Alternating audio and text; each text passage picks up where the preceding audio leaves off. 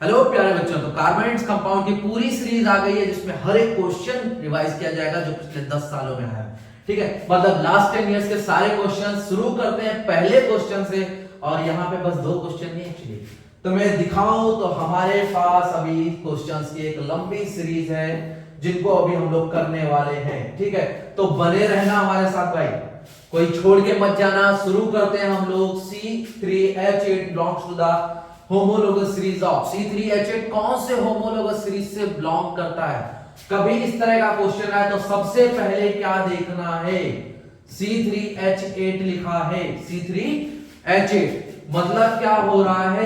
CN है अगर, तो H क्या हो रहा है? 3 2 जा 6 + 2 8, तो ये 2n + 2 हो रहा है। तो ये कौन सी सीरीज है हमारी?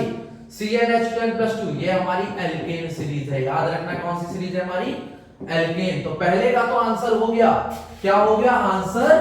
सी, एल्केन सीरीज से बिलोंग करता है। अगर एल्काइन होता तो कौन सा फार्मूला होता है? ये भी ध्यान रखना, CnH2n - 2, और एल्कीन होता तो CnH2n, बस उसके आगे कुछ नहीं। ठीक है, CnH2n, और एल्केन हो गया तो CnH2n + 2। दूसरा क्वेश्चन की तरफ चलते हैं। ये भी कई बार पूछा गया क्वेश्चन है। Which of the following will undergo an addition reaction? याद रखना, एडिशन रिएक्शन में वो ही जाते हैं जो अनसैचुरेटेड कंपाउंड होते हैं। कौन से? अनसैचुरेटेड। अब बोलो सर अनसैचुरेटेड कौन से होते हैं? जिसमें डबल या ट्रिपल बॉन्ड बने, मतलब या तो वो एल्काइन हो या फिर वो एल्कीन हो। तो हमें ये जानना है इनमें से एडिशन रिएक्शन में कौन सा जाएगा। इसका मतलब इनमें कोई ना कोई कंपाउंड एल्कीन या एल्काइन के नाम से होगा। तो यहां पे क्या? CnH2n + 2, C1 है, H2 × 1 2 + 2 4। ठीक है, ये हटाओ इसको, मीथेन खत्म हो गया। ये हमारा इथेन, ये भी खत्म हो गया। C2H6 2 2 4 + 2 6, ये भी खत्म हो गया, एल्केन है। लास्ट में बचा क्या हमारे पास? C2H4 मतलब CnH2n। तो हमारा यही है CnH2n जो कि क्या बना रहा है? एल्कीन बना रहा है। क्या बना रहा है? एल्कीन बना रहा है। यहां पे फॉर्मूला लग रहा है हमारा CnH2n। तो हमारा यही है जो कि एडिशन रिएक्शन में जा सकता है, क्योंकि ये अनसैचुरेटेड है। हमेशा याद रखना, unsaturated compounds can go under the addition reaction. Detail में पढ़ना तो आ जाओ थोड़ा आगे, इसमें लास्ट में हम लोग डिटेल में करेंगे इन क्वेश्चंस को। ये भी हमारा क्वेश्चन रिपीटेड वाला है। देख के ऐसा तो नहीं लग रहा भाई ये नहीं आता, बहुत ज्यादा रिपीटेड क्वेश्चन। डायमंड, ठीक है, डायमंड, ग्रेफाइट, बकमिस्टर फ्लोरीन, अरे नाम बोल दिया, याद रखना बकमिस्टर फ्लोरीन। 3 के 3 और रिपीटेड क्वेश्चंस में पूछे जाते हैं बार बार। अब इसमें पूछा है ना, diamond each carbon atom is bonded to 4 other carbon atoms. एक carbon atom 4 other carbon atom से ज्वाइंट होता है क्या बनाने के लिए? तो वो क्या बनाता है? वो एक 3 डायमेंशनल स्ट्रक्चर बनाता है। याद रखना 3 डायमेंशनल स्ट्रक्चर आ गया तो क्या है? वो हमारा डायमंड है। हेक्सागोनल एरे आ गया तो वो क्या है? ग्रेफाइट है। क्या है? ग्रेफाइट। ग्रेफाइट की प्रॉपर्टीज के ऊपर भी क्वेश्चन आता है। ठीक है, और structure in the shape of a football. Football की शेप में कौन सा होता है? Buckminster fullerene. Buckminster fullerene. ठीक है, याद रखना उस चीज को।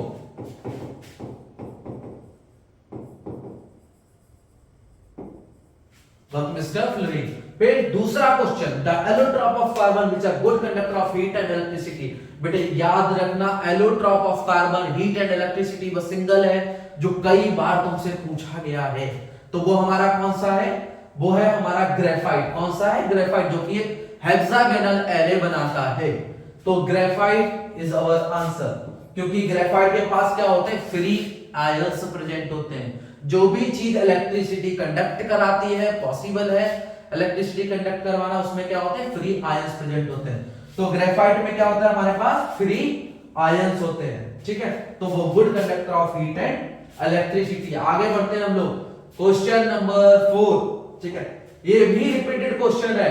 Difference in the molecular formula of any 2 consecutive members of a homologous series। क्या डिफरेंस होता है होमोलोगस सीरीज में? तो होमोलोगस सीरीज में देखो, या तो फंक्शनल ग्रुप का डिफरेंस होता है, या तो फंक्शनल ग्रुप का डिफरेंस होता है, या फिर एक मीथेन का। मीथेन मतलब मीथेन पूरा नहीं, CH2 का डिफरेंस होता है। या तो CH2 का डिफरेंस होगा, या फिर तो कोई फंक्शनल ग्रुप का डिफरेंस हो सकता है मेनली CH2 का ग्रुप जो है वो डिफरेंशिएट करता है। अगर एक हमारा C3H8 है और एक हमारा C2H6 है तो दोनों में किस चीज का डिफरेंस है? एक CH2 का डिफरेंस है। याद रखना ये इसको हम ऐसे भी लिख सकते थे C2H6 और CH2 ये भी लिख सकते थे हम लोग, ठीक है। और ये तो है ही हमारा C2H6, तो दोनों में किस चीज का डिफरेंस है? बस एक CH2 का, बस एक CH2 का। तो होमोलॉगस सीरीज में सब में क्या होता है? एक CH2 का डिफरेंस रहता है। ध्यान रखना इस चीज को बहुत अच्छे से, ठीक है। देख लिया एग्जांपल, नोट कर लो, रिपीटेड क्वेश्चन है भाई, होमोलॉगस सीरीज पे क्वेश्चन आता ही आता है। अब give the names of the functional group. अगर फंक्शनल ग्रुप के नाम देने नहीं आए तो लॉन्ग वीडियो डालना, उस पे पहुंच जाओ, ढूंढ लो, अच्छे से देख लो उसको, क्योंकि नाम देना सबसे इजी है, उस पे क्वेश्चन आता है, ठीक है। ये भी रिपीटेड क्वेश्चन है, देखो दे रहा हूं 2007 में रिपीटेड है, आया था 2007 तो बस मैंने एक नाम लिख दिया, 2011, 2013, 2015 बार बार रिपीटेड है, ये हर कॉन्सेक्यूटिव ईयर्स में आता है, ऑलमोस्ट ऑड ईयर्स में। OH जिसके लास्ट में लग जाए वो कौन सा होता है? तो मैं याद हो मैंने करवाया है, OH जो इसमें लास्ट में वो कौन सा होता है? अल्कोहल। तुमने पढ़ा होगा जिसमें OH लास्ट में वो कौन सा होता है? अल्कोहल। तो हमारा फर्स्ट वाला कौन सा है? अल्कोहल ग्रुप से बिलोंग करता है।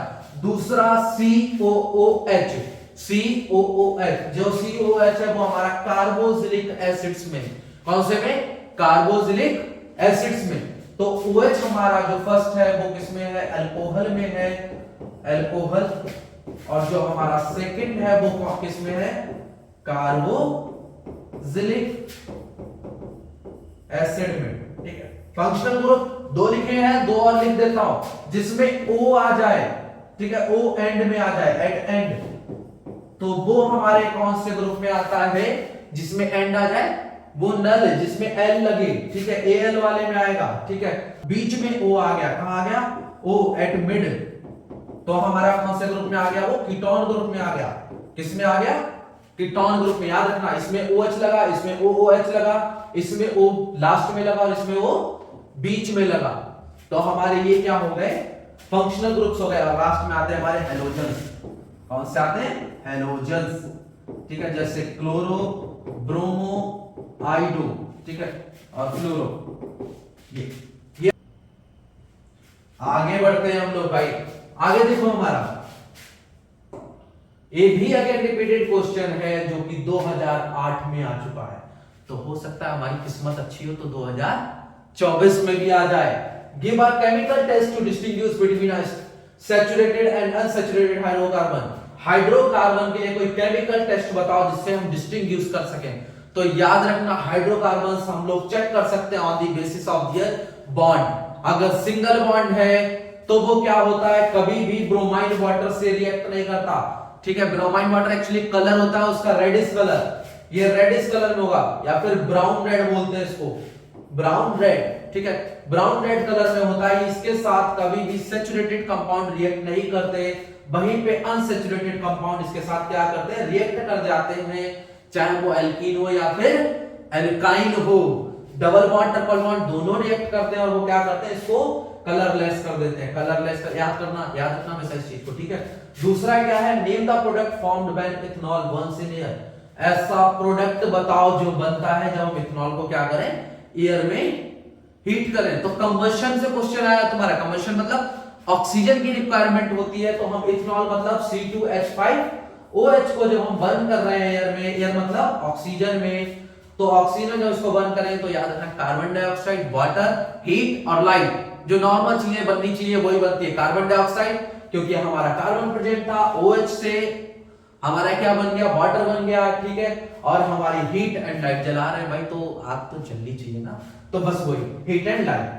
तो एनर्जी कौन सी इसमें रिलीज हो रही है? तो heat and light energy release हो रही है। तो अपन समझ ही गए कि कोई भी चीज जलाते हैं तो उसमें mostly heat and light energy generate होती है, ठीक है। याद रखना इस चीज को। Why is the reaction between methane and chlorine considered a substitution reaction? Chlorine और मीथेन के रिएक्शन को सब्स्टिट्यूशन रिएक्शन किसको बोलते हैं? क्यों बोलते हैं? सब्स्टिट्यूशन रिएक्शन किसे बोलते हैं पहले वो समझो। सब्स्टिट्यूशन रिएक्शन उससे बोलते हैं जिसमें क्या हो? किसी चीज को सब्स्टिट्यूट करा जाए, मतलब किसी चीज को धक्के मार के निकाल दिया जाए, उसको रिमूव कर दिया जाए। तो इसमें किस चीज को रिमूव किया जाता है भाई, इसमें हाइड्रोजन को रिमूव किया जाता है। क्लोरीन के आने से क्या होता है, हाइड्रोजन अपना रास्ता नाप लेता है, बेचारा साइड हो लेता है। अगर हम क्या करें, मीथेन के साथ सनलाइट की प्रेजेंस में क्लोरीन डालें तो वो क्या करेगा, क्लोरीन हाइड्रोजन को रिमूव करेगा और अपनी जगह बना लेगा उसमें, तो क्लोरोमीथेन बना लेगा और साइड में एक एसिड प्रोड्यूस करता है जिसका नाम क्या है, HCl है। ये प्रोसेस ये वाला बहुत ज्यादा इंपॉर्टेंट है, हो सकता है इस साल आए, रिपीटेड की बात कर रहा हूं मैं, ठीक है, क्योंकि लास्ट ईयर नहीं आया था तो इस बार चांसेस ज्यादा है। ध्यान रखना इस चीज का, स्क्रीनशॉट लेना चाहो तो ले सकते हो। आगे बढ़ते हैं हम लोग।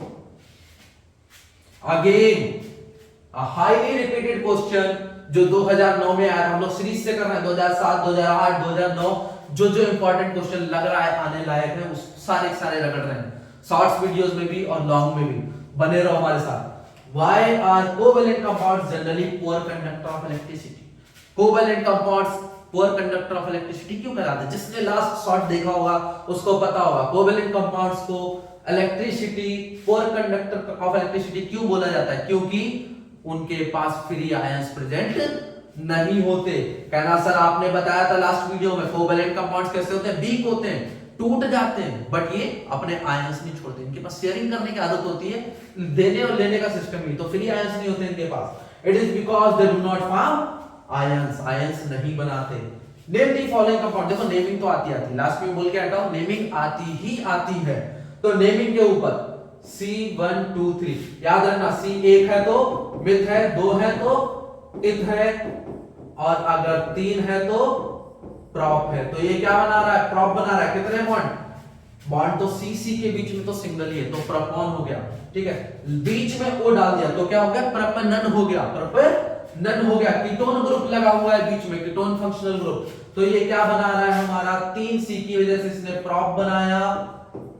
तीनों C के बीच में सिंगल बॉन्ड है तो इसने N बनाया एल्केन, और बीच में O डाल दिया, तो ओन बना दिया। क्या बना दिया, ओन बना दिया।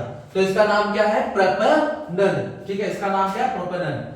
हमारा last question, name the gas evolved when ethanoic acid is added to sodium carbonate.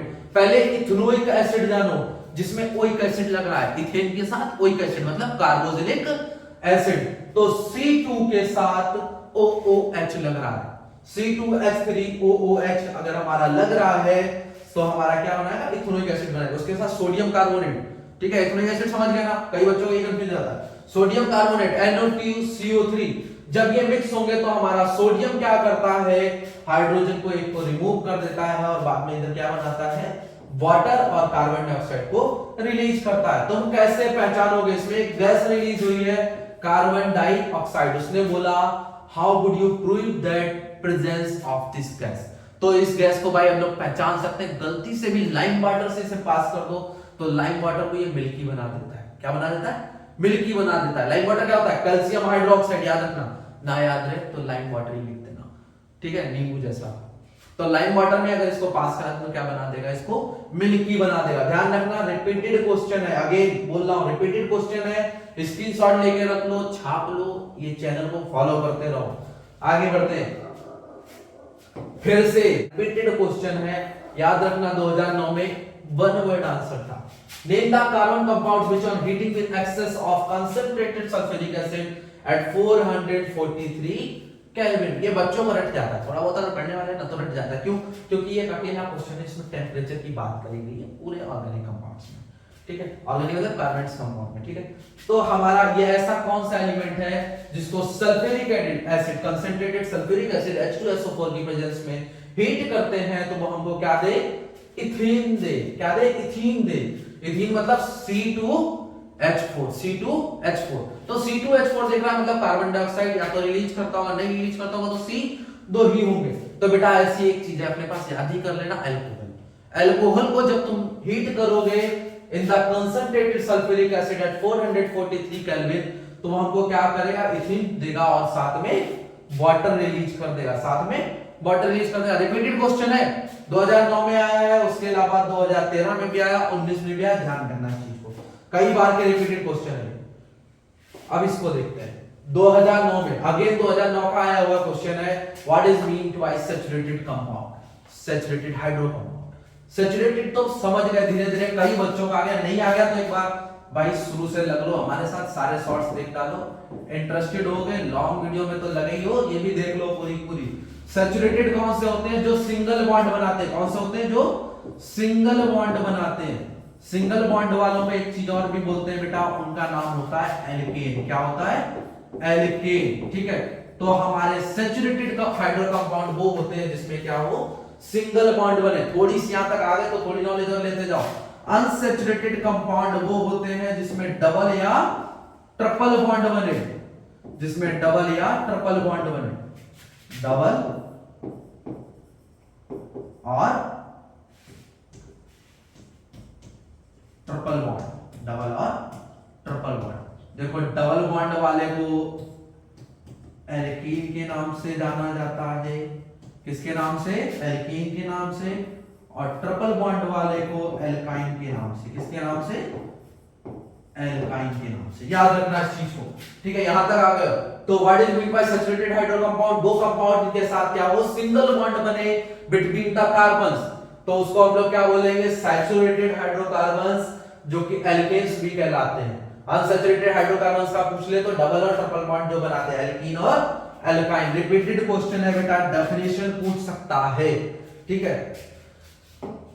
अगला क्वेश्चन करते हैं हम लोग। अगला क्वेश्चन हमारा अगेन 2009 का है, draw the structure of ethanol. जिसने शुरू से देखा वो इथेनॉल का तो इजीली बना लेगा। इथेन मतलब दो कार्बन, इथेन मतलब दो कार्बन, एन का मतलब सिंगल बॉन्ड, इथेन एन का मतलब सिंगल बॉन्ड, ऑल लग गया तो OH, ऑल लग गया तो OH, ठीक है। बचे हुए जगह पे क्या करो? H डाल दो, क्योंकि हर एक कार्बन 4 बॉन्ड बनाता है। कितने बॉन्ड बनाता है? 4 बॉन्ड बनाता है।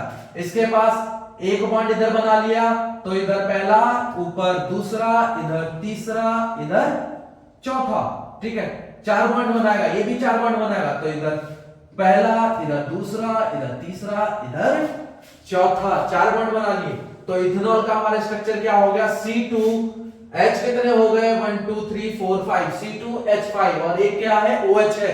बेटे इसको O और H अलग अलग मत लिखना, OH है। क्या है? OH है। तो इथेनॉल का हमारा स्ट्रक्चर ये बन गया, और फॉर्मूला क्या बन गया? ये बन गया, C2H5OH। ध्यान रखना, सबसे इंपॉर्टेंट है, सबसे इंपॉर्टेंट है। रिपीटेड क्वेश्चन है, हो सकता इस साल भी आ जाए हमारे।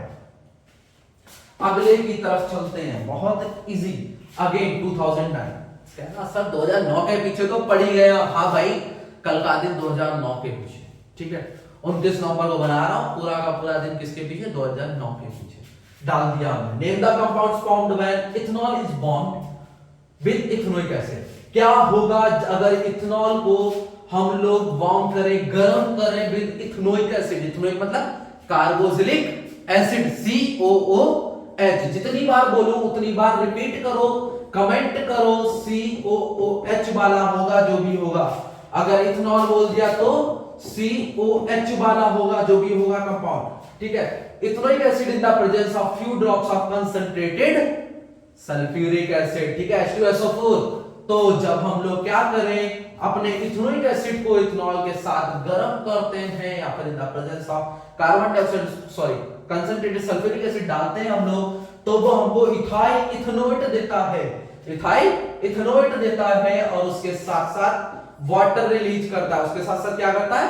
वाटर रिलीज करता है। इस चीज को ध्यान रखना, इंपॉर्टेंट है, लेकिन बहुत ज्यादा नहीं, ठीक है, बहुत ज्यादा नहीं, प्रेशर नहीं करूंगा, बट फिर भी कर लेना, क्योंकि H2SO4 के साथ रिएक्शन वाली दो ही है हमारे पास पूरे ऑर्गेनिक केमिस्ट्री, कार्बोनेट्स कंपाउंड में, ठीक है। तो कोई ऐसा खास नहीं है, करते जाओ, लगे रहो भाई। हम लोग इस बार साइंस में फुल मार्क्स लेके आएंगे, क्योंकि रिपीटेड क्वेश्चन की सीरीज लगी पड़ी है। 2010 पे पहुंच गए। लो, name the functional group of organic compounds that can be hydrogenated. ऐसा फंक्शनल ग्रुप बताओ कार्बन कंपाउंड्स का जो हाइड्रोजनेटेड हो जाए।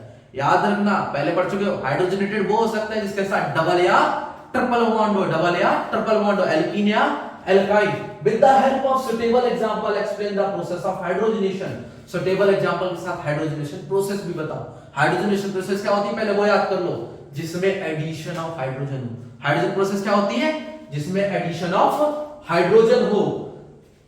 Mention the conditions of the reaction and any one change in physical property, और क्या करो, कंडीशन बताओ जब रिएक्शन के बाद उसमें क्या हो, कोई ना कोई फिजिकल चेंज हो। ठीक है, कुछ कंडीशंस दो, उसके बाद फिजिकल चेंजेस की कंडीशंस बताओ, क्या फिजिकल चेंज आया उसमें, पहले ठंडा था गर्म हो गया, पहले सॉलिड था लिक्विड हो गया, ऐसे कुछ फिजिकल चेंज बताओ जो तुम देखते हो ऑन लाइफ में। कहना सर हम कहां देखते हैं? भाई देखते हो, अभी बताऊंगा, तुम इस्तेमाल भी करते हो चीजें, कई बच्चों को पता होगा, पता हो तो कमेंट कर दो फटाफट। Change in physical property with the formation of the product. ठीक है, जो प्रोडक्ट की फॉर्मेशन के साथ चेंजेस आए फिजिकल प्रॉपर्टी वो बताओ। Name any natural source of organic compounds that are hydrogenated, कोई भी natural source of organic compound बताओ जो हाइड्रोजनेटेड करे जाते हैं, तुमने देखे हैं हम लाइफ में, वाले बताओ। तो देखो, डबल और ट्रिपल बॉन्ड वाले फंक्शनल ग्रुप से हाइड्रोजनेटेड की जा सकती है, पहला आंसर हो गया हमारा। ठीक है, दूसरा आंसर कि हमारा जैसे मान लो इथीन है, क्या है, इथीन है, उसको हम लोग हीट करते हैं इन द प्रेजेंस ऑफ निकल। कहना सर निकल क्यों?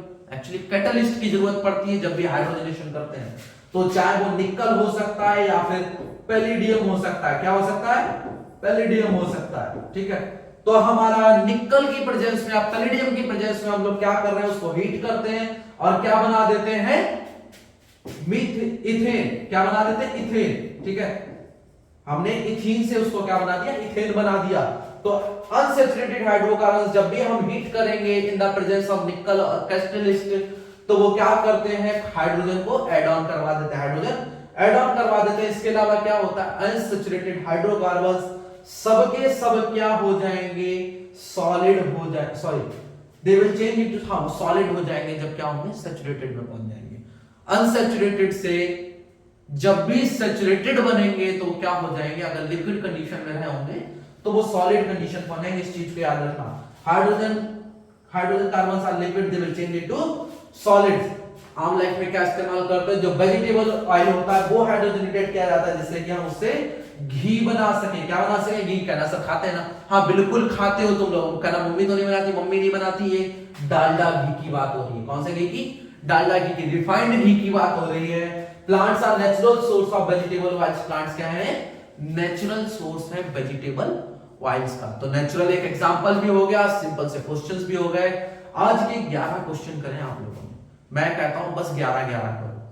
विदिन दिसंबर हम लोग 210 क्वेश्चंस की सीरीज लेके आ रहे हैं, करते जाओ फटाफट। मे बी वो ठीक रहा, आप लोगों ने सपोर्ट ठीक किया तो हो सकता है मोर देन 800 क्वेश्चंस हम एक मंथ में करें। ठीक है, मैं तो लगा हूं, आपका सपोर्ट चाहिए थोड़ा सा। सब्सक्राइब करके जाना, लाइक करना, कमेंट भी कर देना, 2-4 आंसर याद रहेगा तो। ठीक है, चलो थैंक यू।